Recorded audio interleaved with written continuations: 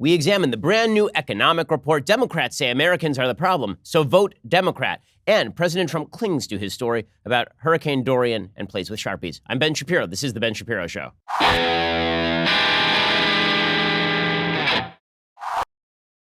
Alrighty, well, we have a lot to get to today. There is a new study out about the collapse of marriage, and it suggests that economics has something to do with that. I think economics does have something to do with it, but I think the problem goes a lot deeper. We'll get to that a little bit later on in the show. We will also be getting to President Trump's bizarre fixation with how correct he was about the storm path of a storm that didn't go anywhere remotely near where he said it was going to go. Like, who cares? Why are we still on this? Well, because the president doesn't let those sorts of things go. We'll get to all that in just 1 second. First, we begin with the August jobs report. So according to the New York Times, the United States added 130,000 jobs in August. The unemployment rate remains at 3.7%, meaning that the economy remains strong.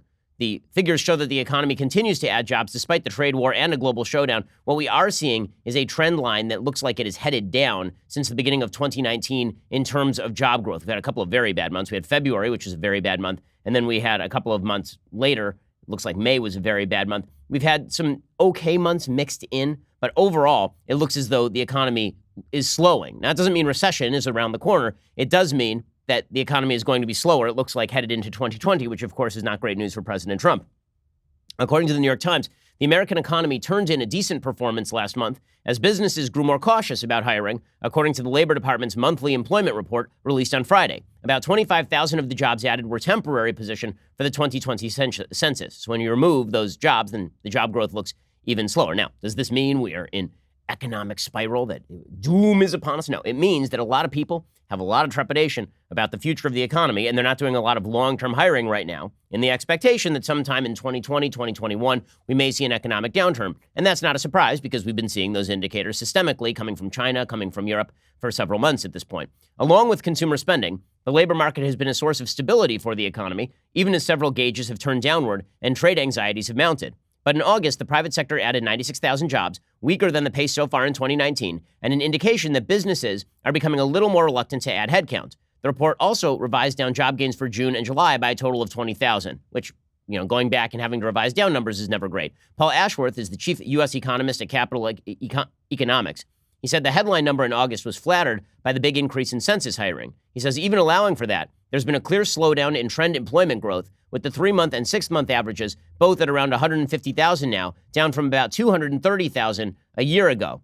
But there were positive signs elsewhere in the report. The labor force participation rate did rise to 63.2% from 63%, suggesting that workers who had been on the sidelines are gradually being lured back into the labor market, and average hourly earnings did increase by 0.4%, which is actually more than analysts had expected, which suggests, again, when you have wage increases, that suggests that the demand for labor is exceeding the supply for labor by 0.4% in terms of wages.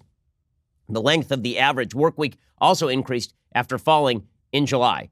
So there's some mixed numbers right now, and it looks like the economy is sort of on the brink of something, right? It could be on the brink of another slow growth cycle. It could be on the brink of a slow downturn. It could be on the brink of a recession over the course of the next couple of years. Businesses don't know, and so they're holding back their money. A good piece of news for President Trump, that economic report is not bad for Trump. It's okay for Trump. It's just not spectacular for Trump. A good piece of news for President Trump is that the markets were up pretty significantly yesterday. According to the New York Times, President Trump's decision to renew talks with China in the coming weeks sent financial markets soaring on Thursday as investors seized on the development as a sign that both sides could still find a way out of an economically damaging trade war. The rally sent the S&P 500 up more than 1%, underscoring just how much financial markets are subsisting on hopes and fears about the trade war. Shares fell through most of August as Mr. Trump escalated his fight with China and imposed more tariffs, only to snap back on Thursday after news of the talks. But expectations for progress remain low. Many in the U.S. and China see the best outcome as a continued stalemate that would prevent a collapse in relations before the 2020 election. And that is probably the most likely outcome, because the fact is that the United States is not going to cut a long-term trade deal with China, not under the current conditions in which China is a serious geopolitical enemy of the United States. And characterizing China this way is not a partisan affair. Okay, the left in the United States is similarly beginning to recognize that China is a geopolitical threat to the United States and that harsh action is necessary. Nicholas Kristof, who's a very left-leaning columnist for the New York Times, has a piece today talking about how China is ramping up its military presence around Taiwan about how they've escalated their cyber attacks on Taiwan, about how China is becoming more militant. I mean, he even acknowledges that President Trump's policies on Taiwan are better than his predecessors. I mean, this is Nicholas Kristof, who is no friend of Trump. He says President Trump has generally been more supportive of Taiwan than his predecessors, and that's worked well so far, but this has to be done very carefully. But he points out Beijing has been really attacking Taiwan's capabilities, that China has been stepping up its military pressure by increasing patrols in the area, that they could hold military exercise in the area. Taiwan's foreign minister, Joseph Wu, said, quote, "We are very concerned." He said one concern was that a slowing economy and other troubles in China might lead Xi to make trouble for Taiwan as a distraction. This is the scenario that is constantly playing on the minds of the key decision makers on Taiwan, he said. So what that means is that the most likely outcome is indeed some sort of stalemate in terms of the United States and China that allows for continued economic growth up through the 2020 election, although it won't be booming in the same way that it would be if we weren't in the middle of a trade war with one of our largest trading partners. And again, I think there are very good reasons to get into a trade war with China based on China's aggression on 5G, based on their aggression in terms of their Belt and Road project, based on their aggression in terms of naval presence in the South China Sea, and their aggression in Hong Kong, and their aggression against Taiwan. Now, those are all good reasons for us to take a very skeptical view of relations with China overall. We just have to acknowledge that that will dampen growth a little bit, more than a little bit probably, going into 2020. Why is it that the polls are not better for Democrats in terms of favorability? And there's a shocking new YouGov poll, Economist YouGov poll, taken between September 1st and 3rd. And it's kind of fascinating because what it shows is that both Joe Biden and Bernie Sanders actually have lower favorability ratings than President Trump in the new YouGov poll. Biden's favorable and unfavorables in this poll are 42% favorable, 51% unfavorable for a net -9. Bernie's are 42 and 50 for a net -8. Trump's are 46 and 52 for a net -7. That's bizarre. I mean, that is a bizarre result. So why are Democrats not more popular? Why are Democrats not more popular? Like, Trump makes himself quite vulnerable. As we will see, President Trump has a habit of stepping on his own, but, the fact is that the Democrats are not making themselves popular. Well, one reason they're not making themselves popular is their pitch seems to be something like this. Americans, you suck. You're terrible. Right? There are certain groups of Americans that are probably okay. They've been historically victimized, but all the rest of you, you suck. And even the ones who are members of groups that are historically victimized, let's be real about this, you kind of suck also. Because after all, you are consuming the world's resources. After all, you're believers in cruel, horrible religion. After all, you're people who are hypocrites and terrible. The new Puritans all are in the Democratic Party. It really is an impressive thing. Right? I've been knocked before for being, quote unquote, a religious fundamentalist, which is always kind of hilarious to me, considering I wrote an entire book about the necessity for balance between religion and faith and how they support each other and buttress each other rather than splitting everything apart. But the case that fundamentalism lies on the right is belied by the religious fundamentalism of the left about politics. The way that Democrats talk about politics these days, it's sinners in the hands of an angry God. I mean, we have full Jonathan Edwards talk about modern American politics. You, Americans, have sinned, and you must atone. And this is how you end up with a 7-hour climate change town hall in which the Democrats claim that, like religious figures of old, they are going to ban all the things. They're going to set up their own set of commandments, and they're going to ban all the things. Here are Democrats, just 2 nights ago, talking about how all the things will be banned, all of them. Let's talk about offshore drilling for oil. Would you ban it? Yes. We will transition off of fossil fuels, natural gas, coal, oil. What about the export of fossil fuels from the United States? Would you ban that? Absolutely, we must get to that point. There's no question I'm in favor of banning fracking. I'm in favor of a carbon-free America. In my administration, we're not going to build any new nuclear power plants. We should set out the rules for what kind of plant, coal-burning plants. No one's going to build another coal-burning. We've got to shut the ones down we have. We're going to end factory farming because that is a danger to the environment and to climate change. We're going to ban all the things. All the things must be banned. But they go further than this, right? The most fundamentalist Democrat in the race, and this is a big shock to me, it really is, because he didn't start off his candidacy this way. The angriest dude on the Democratic side of the aisle, the woke scold of woke scolds, is actually Pete Buttigieg. So Pete Buttigieg started off this race, and he was a much more interesting candidate. He was this sort of interesting purple state governor. He's in Indiana. He's trying to reach across the aisle to Republicans. He says he'll eat at Chick-fil-A. He knows a lot about issues. He can talk really well. He didn't seem like the kind of guy who was going to go full on, I'm going to lecture you like an angry schoolmarm. Right? It seemed more like an Elizabeth Warren candidacy. And Warren has that, but Buttigieg has it in spades. I mean, it's pretty impressive. So Pete Buttigieg goes even further. It's not just that he, like many other Democrats, wants to ban all the things. He wants to blame you. You're part of the problem, you see. You. I mean, literally you. Here is Pete Buttigieg on CNN, who is now going to lecture you on all the things that you do wrong because you are an imperfect human being and thus must be blamed for all of the problems on earth. See, right now, we're in a mode where I think we're thinking about it mostly through the perspective of guilt, from using a straw to eating a burger. Am I part of the problem? In a certain way, yes, but the most exciting thing is that we can all be part of the solution. In a certain way, yes. In a certain way, you are part of the problem, but we can all be part of the solution. I'm offering you a path to repentance. Just follow my political agenda. So you see, you're a sinner. Repentance comes in the form of voting for me, right? It's like old school talk about Catholic indulgences, right? Like you sinned and now you must pay this indulgence to the church and then everything will be fine. And this is how the Democrats see that. You vote for higher taxes and you have partaken of the indulgence. You acknowledge your white privilege, you have partaken of the indulgence. And Buttigieg does this over and over and over again.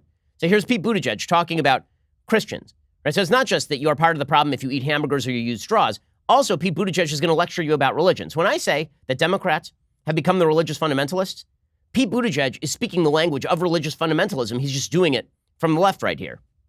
For as long as there has been faith and as long as there has been politics, there have been different understandings on the right thing to do and how these things fit together. But for the party and the movement known for beating other people on the head with their faith or their interpretation of their faith, it makes no sense to literally vote to take food away from the hungry, to essentially be practicing the very thing that not just a Christian scriptural tradition, but so many others tell us we're not supposed to do in terms of harming other people. And I do think there's going to be a reckoning over that. As it turns out, it's not Mayor Pete, it's Pastor Pete. There will be a reckoning. God's wrath will descend on you if you don't vote for Pete Buttigieg and his policies. You must feel ashamed. You must be scolded. Unless you think I'm exaggerating this, listen to Pete Buttigieg talk about global warming. He's talking about this. He was on, I guess, late night TV, and he was talking about this specifically in the context of religion. Again, in the same way that you might hear your preacher talk about God being unhappy with the United States on abortion, but he says it's about global warming. So you're going to have to explain to me the distinction. Environmental stewardship isn't just about taking care of the planet, it's taking care of our neighbor. We're supposed to love our neighbor as ourselves.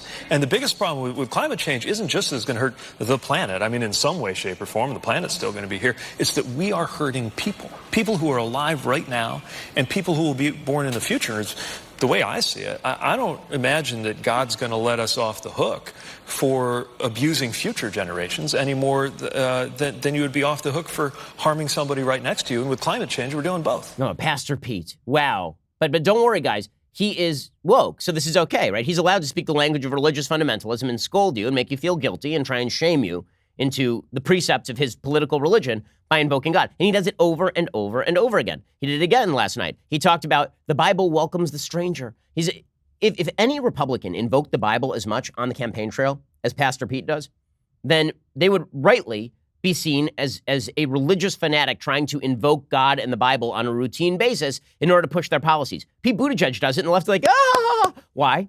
Because the left has its own religion. It's usually in the form of secular politics. What's fun for them and sort of pranky for them is the fact that Pete Buttigieg is trying to take God and the Bible and then use it against the very people who typically cite God and biblical values as the basis for their own root values. So the left seems to see Pastor Pete as some sort of a mole inside the religious camp. But the truth is that he's more of a troll. But that trollery is not, in fact, funny, and it's not interesting. And it is part of a broader left-wing viewpoint, which is that everybody has to be shamed into doing what you want, and they should be shamed by the forces of corporate homogeneity. They should be forced to do what you want by the force of government, if that can be achieved. Here's Pastor Pete again citing the Bible. As we see some of these figures on the religious right embrace behavior and I think policies, but definitely behavior, that flies in the face not just of my values but of their own, then it reminds me of all of the parts of Scripture where there's a lot about hypocrisy. And I think we have an obligation to call that out and to speak about how, not just the Christian faith tradition that I belong to, but pretty much any religious or non-religious moral tradition I've ever heard of tells us that it's really important how we treat the least among us, the most vulnerable, the marginalized, that we are obliged to serve the poor and heal the sick and clothe the naked and welcome the stranger. Stranger, by the way, being another word for immigrant. And that what we're seeing right now in the White House is the opposite. See, you're a bad Christian. So Mayor Pete's pitch, as the sort of id of the Democratic Party now, which is amazing, is that you are a bad Christian if you disagree with him, that you have sinned if you eat hamburgers or you use straws. This is the new religion. That you will face a reckoning if you don't agree with him on global warming, and that if you disagree with him on immigration, it's because you have offended God as represented by Pastor Pete or Pope Pete.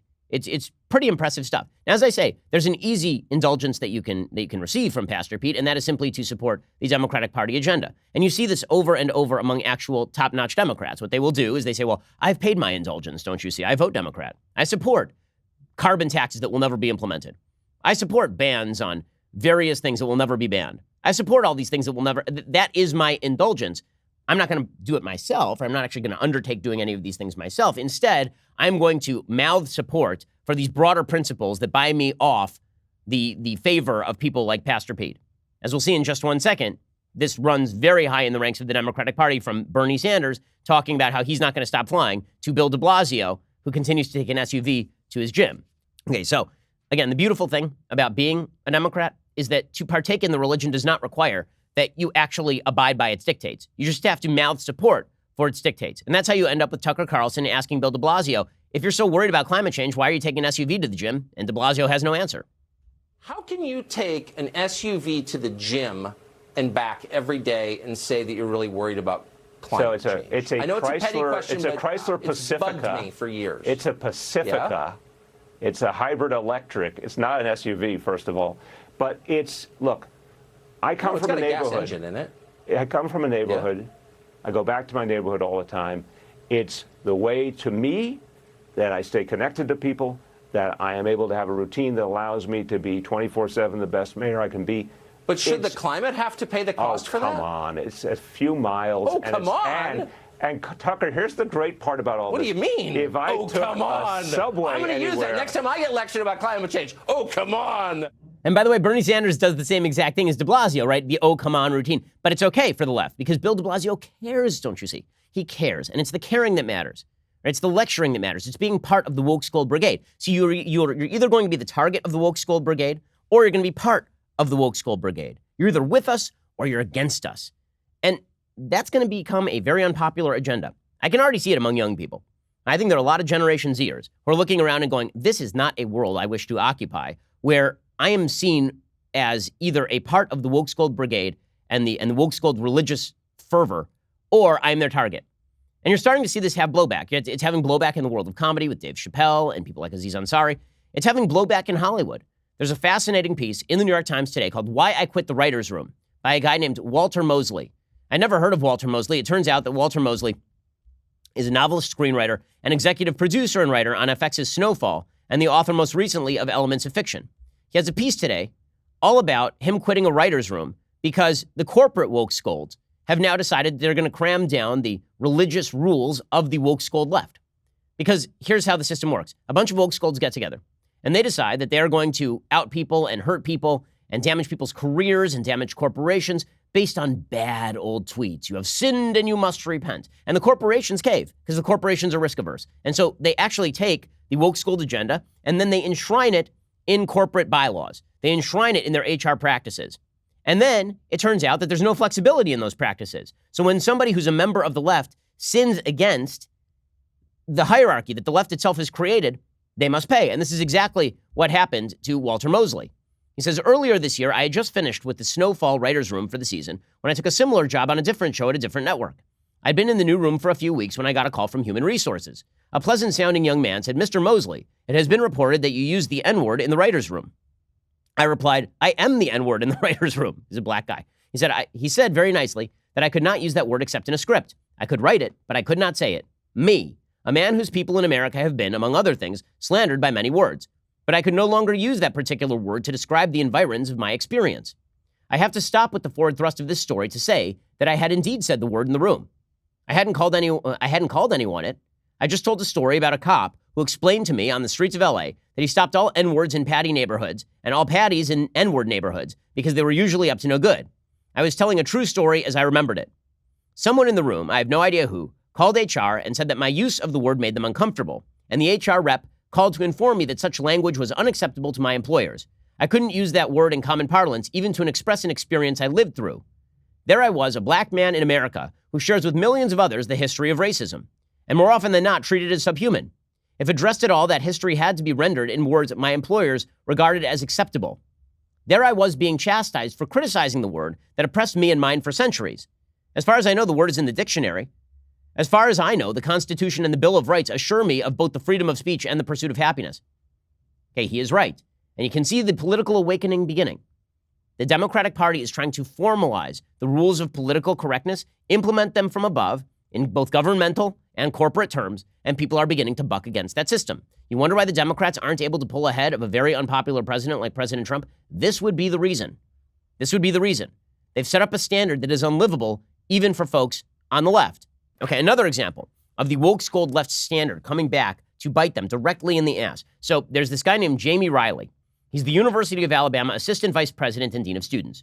He has now resigned his position on Thursday after less than 7 months on the job. Why? Well, Breitbart News published an article detailing images of past tweets from Riley in which he criticized the American flag and made a connection between police and racism. According to Jackson Fuentes, the press secretary for the University of Alabama Student Government Association, they confirmed that Riley is no longer working at the university. Fuentes said, "For us right now, basically all I can tell you is that the university and Dr. Riley have mutually agreed to part ways." So yeah, that's true, and we do wish him the best. Apparently, he resigned his position. So what exactly did this professor actually tweet out? He tweeted out back in 2017, September of 2017, "The American flag represents a systemic history of racism for my people. Police are a part of that system. Is it that hard to see the correlation?" And then he also tweeted, "I'm baffled about how the first thing white people say is that's not racist when they can't even experience racism. You have zero opinion. Hashtag miss me with your privilege." And then he also sent a tweet saying, "Are movies about slavery truly about educating the unaware or to remind black people of our place in society?" Okay, these are all radical tweets, right? I mean, these are things that I disagree with. I think they are morally wrong. Should he lose his job as assistant vice president and dean of students because he has some old tweets that I find offensive? I think the answer is no. But the world the left has created is a world without forgiveness. And if the right decides to apply those same rules to people on the left, well, then this is the world the left has created. And I think more and more people are tired of these rules. I think more and more people believe that these rules are terrible, that they're bad for America, that they're bad for the country, that the woke scolding of the left is tiresome and annoying, and that Trump was the middle finger to that. So if this becomes a battle between Pastor Pete and his school marmish lecturing of you about your own personal morality, and Donald Trump and his freewheeling, "I'll say anything, I don't really care," the American people are not up for more Pastor Peting. And they're not. They're not up for more shaming and guilting, not about things that they don't deserve to be shamed or guilted over, like believing in basic biblical precepts or disagreeing with Mayor Pete over immigration policy, or wanting to see an actual plan for climate change that doesn't involve destroying the United States economy while China sails along on the shoals of carbon emissions. And so I think that this is why the Democrats are having trouble with popularity. Now, again, it's like this election, this 2020 election, is a game of hold my beer. There's this meme online where it's like somebody's doing something stupid, and you're like, well, that other person couldn't do something as stupid as that. And the other person's like, well, hold my beer. That's what's going on right now. So Trump is constantly saying, tweeting things that damage himself. And then the Democrats are like, hold my beer. Let's do a 7-hour climate change extravaganza where we talk about banning cows in air travel. And then Trump is like, wait, no, you hold my beer. And then he's like, you know what I'm going to do? I'm going to do like a 4-day controversy over whether I was originally right to have suggested that Hurricane Dorian might make landfall in Alabama. You're like, wait, what? Why is that a good idea? Is that something we really have to do? And the answer, according to Trump, is yes, because never back down, never compromise, never suggest that you could possibly have gotten nothing wrong. Like, why couldn't Trump have just said, listen, got it wrong. I was given information that Dorian might make landfall in Alabama. I tweeted that out at the time. It turns out it was wrong. Listen to the National Weather Service. Look how easy that was. We solved the crisis in 15 seconds. But President Trump's like, no, not going to do that. Not interested. So he has now tweeted about Hurricane Dorian repeatedly, right? Because he is trying to suggest that he was always right when he was talking about the projected path of Hurricane Dorian. This became a big controversy because because President Trump did a press conference on September 4th holding up a map of Hurricane Dorian, and it showed its projected storm path or possible storm path hitting Florida. And he had tweeted out that it might hit Alabama too. So what did he do? I mean, the supposition is that President Trump personally took a Sharpie. He loves Sharpies. He took a Sharpie and he actually drew a larger storm path for the storm on the map. Now, to me, this is funny because, look, human beings are flawed. Human beings have foibles. President Trump has plenty of them. Am I really going to be like super offended that this man is very thin-skinned and arrogant and can't abide the fact that he made a mistake? No, I mean, like, if you don't know that by now, you haven't been watching closely enough, or you're blind, or you're stupid, or whatever. But the fact is that Trump taking the Sharpie and going, whoop, look, now it's going to hit Alabama. Change the map. Boom, Sharpie, fixed. It's a little funny, isn't it? The media decided to make this an all-out war. How could Trump alter the hurricane map? He's violated federal law. Impeach. It's like, oh my God. So now they're just throwing the beer back and forth. They're both covered in beer. It's like that scene at the beginning of Zoolander where everybody's shooting each other with gasoline. And then we're just waiting for somebody to light the match at this point. We're having a big gas fight. And then we're just going to light a match and everybody's going to explode. Because Trump's like, here, hold my beer. And Democrats like, here, hold our beer. And now they're all covered in beer. Everybody's covered in beer.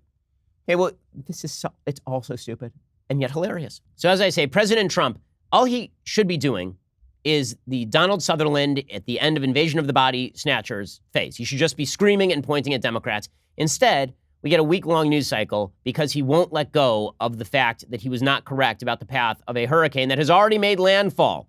It turned the other way, dude. But Trump won't let go of it. He's like, just as I said, Alabama was originally projected to be hit. The fake news denies it. No, what they're saying is that you were informed that the hurricane was going to move, and then you put with a Sharpie more of the hurricane going in the wrong direction and then maintained that. So a couple things can be true. One, the media are wildly overblowing this. I mean, literally, members of the media are like, it's impeachable. Doesn't this show how terrible he is? I mean, it's a crisis. It's a crisis. He took a Sharpie and he put it on a map, and it's a crisis. It's not a crisis. Here's Chris Cuomo, the dumber of the Cuomo brothers. We're not allowed to call him Fredo because that's the F word. Okay, but Chris Cuomo, he says that President Trump, he doesn't care about people dying in hurricanes. He only cares about defending his silly claim about where the hurricane is going. Yeah, you're right. I'm sure that FEMA has suspended all resource allocation because Trump is using a Sharpie. You are literally in the middle of a hurricane. And this president is all about defending himself and his erroneous claim, fake maps, compelling people to justify his claims, and not really focusing on the people who should be getting help, which is what a leader does. Oh, he's just fighting back. Against what? The truth? Even if he were right and he was wrong, you really think this was the time and this is the way for a president to act? Okay. I mean, are we really going to go down this path? I love when the media are like, he's so unpresidential. It's unprecedented. Yeah, we know. We know, man. I don't know what to tell you. Like, welcome to reality where Donald Trump is president. Were you unaware that he's a man named Donald Trump who is also Donald Trump? Are we supposed to be surprised by this? Two things can be simultaneously true. One, this is particularly stupid. Two, the media making a big deal out of Donald Trump being Donald Trump is extraordinarily tiresome. Because it's like me being surprised when my son fusses in the morning when I put on his shoes. Yeah, it's really irritating. Also, he does it every morning because he's 3. Like, if Donald Trump tweets random crap, have we not adjusted to the fact that the president of the United States is a man who tweets random crap? Pretty sure we're all aware of this. Trump, of course, keeps doubling down. He says, this was the originally projected path of the hurricane in the early stages. As you can see, almost all models predicted it to go through Florida and also hitting Georgia and Alabama. I accept the fake news apologies. But was that all? No, that was not all. There are 9 tweets on this. Alabama was going to be hit or grazed, and then Hurricane Dorian took a different path up along the East Coast. The fake news knows this very well. That's why they're the fake news. But wait, he's not done. In the early days of the hurricane, when it was predicted that Dorian would go through Miami or West Palm Beach, even before it reached the Bahamas, certain models strongly suggested that Alabama and Georgia would be hit as it made its way through Florida and to the Gulf. Instead, it turned north and went up the coast, where it continues now. In the one modeled through Florida, the great state of Alabama would have been hit or grazed. In the path it took, no. Read my full FEMA statement. What I said was accurate. All fake news in order to demean. Okay, like, again, is this a grand allocation? Two things can be true. One, what Trump is saying about the original storm path warnings and all of that, there's some truth to that. Two, is this worth the allocation of resources? Three, are the media really going crazy over Trump being Trump? Like, Trump is Trump. We're all aware. We're all very much aware of the Trump being Trump. Is this a smart thing to do, however? No, it is not a smart thing to do. And so I guess this game of hold my beer will continue until the end of time or until 2020 election, whichever comes first. Okay, meanwhile, there's a fascinating new study that I want to talk about today. It's really a really interesting new study. It's from researchers at Cornell University. They say marriage rates have steadily declined over the past few decades. Now researchers from Cornell University are offering up a possible explanation. There just aren't as many economically attractive men for unmarried women to meet as there used to be. Previous studies had attempted to answer why marriage rates are on the decline, but most focus solely on gender ratio discrepancies, as opposed to looking into the specific socioeconomic characteristics that make a particular man and woman a good match, according to studyfinds.org. First, the study's authors examined data collected on recent marriages between 2007 and 2012 and 2013 and 2017. These data were gathered as part of the American Community Survey's cumulative 5-year marriage statistics. That data was used to estimate the financial and socio-demographic characteristics of unmarried women's potential husbands by creating economic profiles that resembled real husbands who had married comparable women. So in other words, they would take two women, one was single, one was married. They would say the married woman tends to be married to this type of dude. Are there a lot of that type of dude in the population for the single woman to be married to? And the answer was no. Researchers found that the estimated potential dream husbands had an average income about 58% higher than the actual unmarried men currently available to unmarried women. The synthetic husbands were also 30% more likely to be employed than real single men and 19% more likely to have a college degree. It was also observed that many racial and ethnic minorities, specifically African American women, seem to be dealing with especially low numbers of economically attractive potential mates. So this is sort of Tucker Carlson's case, right? Tucker Carlson has been making the case that men have been underserved in the labor force, that with the advent of women moving into the labor force at heavier and heavier rates, there's more competition for increasing jobs, but the number of jobs is not increasing fast enough. And that increasing competition has left a lot of men out of jobs or in part-time jobs or in lower earning jobs because of wage competition. And this has led to a decline in marriage because women want to marry men who earn more than they do, or at least as much as they do. They want to marry men who are better educated. Everybody sort of wants to marry up, is basically the supposition. And this study is supposed to show exactly that. And the study is basically saying there are not enough men who are earning high salaries for women to marry. Okay, so that's a piece of data. I think there's some flaws with the study. I think, first of all, correlation does not equal causation. It is quite possible that women are marrying the choicest men, specifically because they are the choicest men. But that doesn't explain why low-income women are unable to find men who are earning slightly more than that. There are plenty of middle-class men who are unmarried, and a lot of you would imagine that what you would see, if that were the case, if it were really just about the number of women not matching up with the number of men who earn more, what you would expect to see is a decline in the levels of marriage as female income went up, right? You'd expect to see a lot of poor women getting married because there are a lot of people who are richer than poor in the United States, a lot of men. And then as you moved up the income scale, you would expect to see women who earn a lot of money marrying less and less. And that's actually the opposite of what you see, right? What you actually see is that women who are better educated tend to get married more often, right? It's actually, it's kind of fascinating. As you increase the income scale, what you see is that higher levels of education actually correlate highly with higher levels of marriage. So this kind of cuts against the normal supposition, which is that women who will go to college are women's empowerment specialists and they never get married. Actually not true. Actually not true. As people get more educated, they actually tend to live more conservatively, which is kind of fascinating. They tend to vote more liberal and live more conservatively, which is very interesting. According to a Pew Research study from 2017, half of U.S. adults today are married, a share that has remained relatively stable in recent years, but is down 9 percentage points over the past quarter century and dramatically different from the peak of 72% in 1960. The decline in the share of married adults can be explained in part by the fact that Americans are marrying later in life, but delayed marriage may not explain all of the drop-off. The share of Americans who have never married has been rising steadily in recent decades. Marriage rates are now more closely linked to socioeconomic status than ever before. And what the Census Bureau data show is that the education gap in marital status has continued to widen. Percentage of U.S. adults 25 and older married by education. 65% of people with a bachelor's plus degree are married in the United States age 25 and older. High school or less, only 50% of Americans are married by over the age of 25, only half. That's a very significant difference.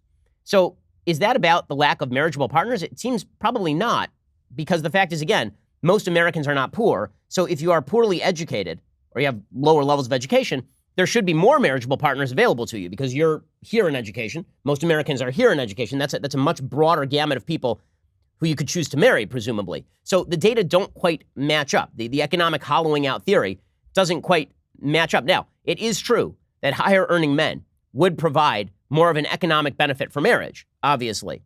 But what this really goes to is a cultural effect. What this really goes to, so this has been the big battle inside the conservative movement right now over the role of government. So people like Tucker have suggested that what you need is government interventionism to shore up male wages in order so that people will get married. And there is some truth to the idea that as male wages have relatively declined compared to female wages, that the marriage rates have gone down.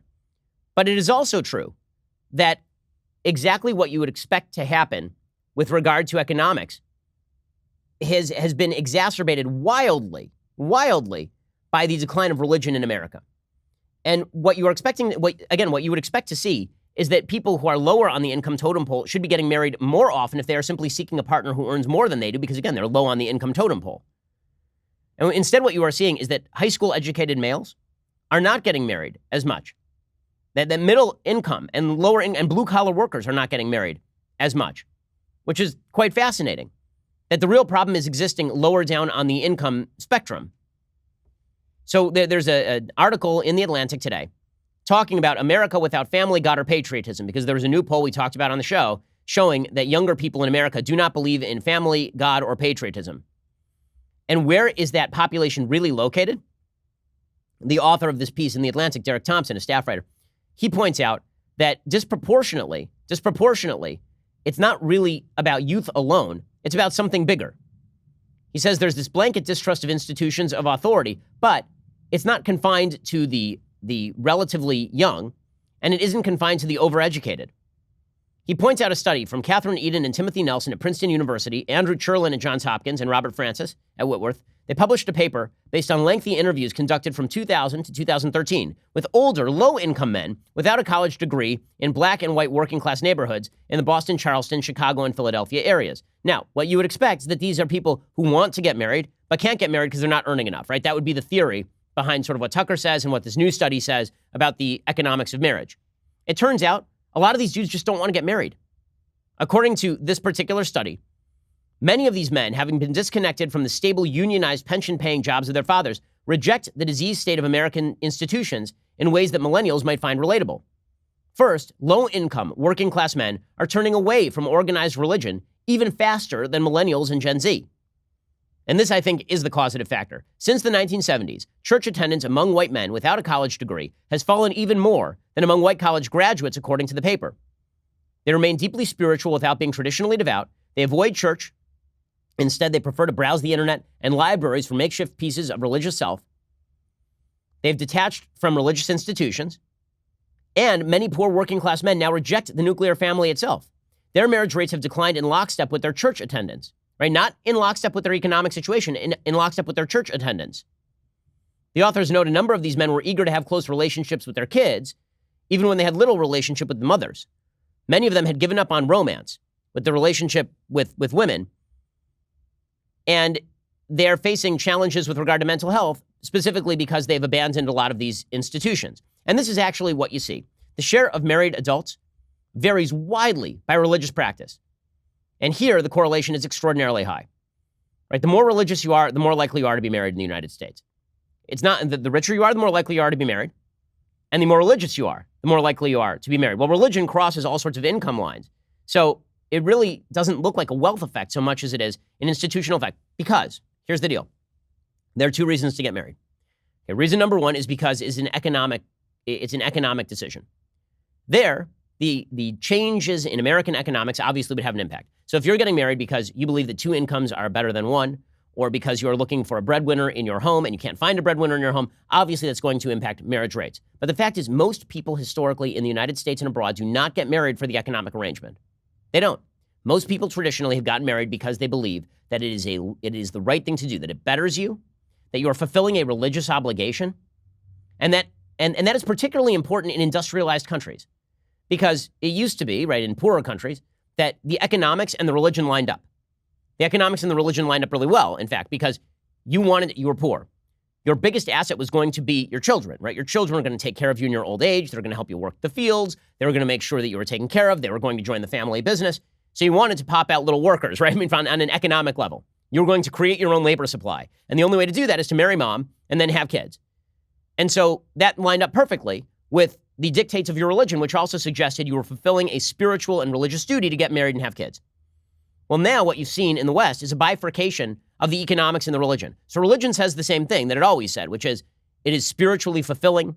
It is a godly mandate for you to get married and to pop out kids, that this is something that you ought to do. It will make you better. It is you fulfilling a spiritual requirement of you dictated by God. Religion has not changed one iota on this, which is why people who deeply believe in religion are still getting married. But the economics have changed because now having kids is a net cost. In fact, women who have kids, that is according to Elizabeth Warren, that is one of the single best predictors of a woman going bankrupt, is having children. So kids are actually a net cost, right? Because now the government's going to take care of you in your old age. Now we have a social welfare net. Your kids are not a labor supply. You have to pay for your kids' education all the way through college and sometimes grad school. So the economics are diverging from the religious mandate. So the question is, which is more likely to fix America? Or both? One, to quote unquote fix the economics. That's very difficult without either changing the labor system in the United States through subsidies or through regulations, which would lower the average level of the American consumption habits tremendously. It would misallocate resources. It would not be, in economic language, Pareto efficient. And it would damage some people at the expense of other people. Is that the best path? Do you really think that we can reestablish an economic system where it is economically beneficial for women to marry and men to marry and them to have kids? Because that has never applied in industrialized countries, which is why as people get richer, they tend to have fewer children, right? Because kids cost instead of being a benefit. Or should we be encouraging people to reconnect with a lot of the religious and spiritual institutions that used to give people meaning? Because it turns out that the lack of meaning is probably a better predictor of whether you're going to make solid decisions in your personal life than whether you earn a lot of money or whether you don't earn a lot of money. The correlation there is really high. The study from Pew shows that among agnostics and atheists, only about 35% are married. Among people who are members of the Presbyterian Church or the UCC or the Evangelical Lutheran Church, it is well above 60%. And this holds true for virtually all churches in the United States that people attend on a regular basis. So is it a cultural problem or is it an economic problem? You can blame it on economics, but it's a lot harder to change the basic rules of economics. It is a lot easier, I think, and I think, frankly, more fruitful. I think the rules of economics are always going to push against you because they just go for what is most efficient. And what is most efficient may not cut in favor of the social institutions you love.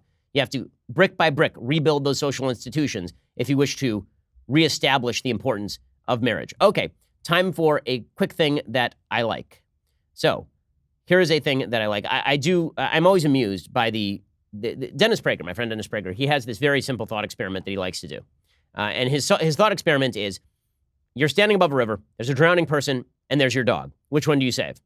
And he's always surprised that a huge number of people say that they would save the dog. I am similarly surprised. But that same logic is now applied to the logic of abortion. Will Witt over at PragerU did a video in which he went around asking a bunch of liberals whether we should protect the lives of unborn eagles' eggs. And then he asked them about unborn humans. Watch.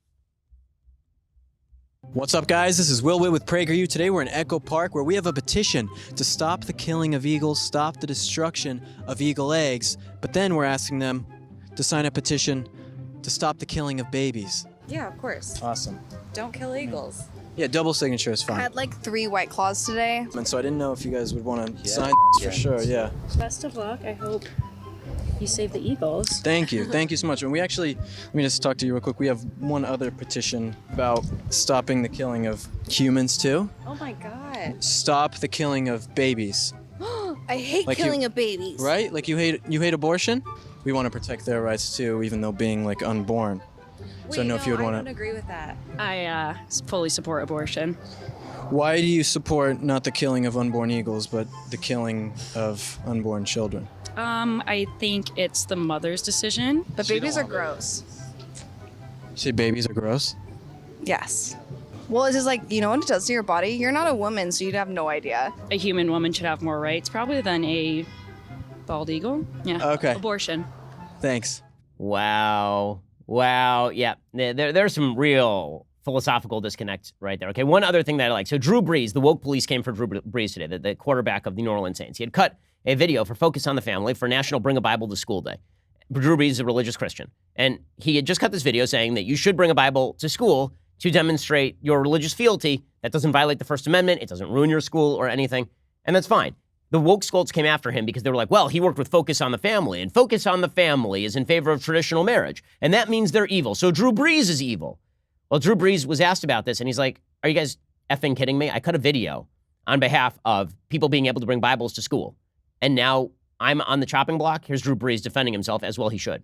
There's been a lot of negativity spread about me in the LGBTQ community recently, based upon a article that someone wrote with a very negative headline that I think led people to believe that somehow I was aligned with an organization that was anti-LGBTQ. What I did was I filmed a video recently that was encouraging kids to bring their Bibles to school for National Bring Your Bible to School Day. It was as simple as that. So I'm not sure why the negativity spread or why people tried to rope me into certain negativity. I do not support any groups that discriminate or that have their own agendas that are trying to promote inequality.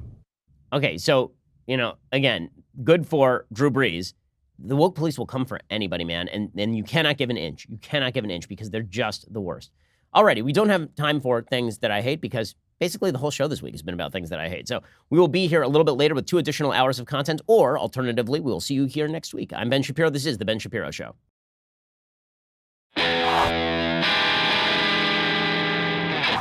The Ben Shapiro Show is produced by Robert Sterling, directed by Mike Joyner, executive producer Jeremy Boring, senior producer Jonathan Hay.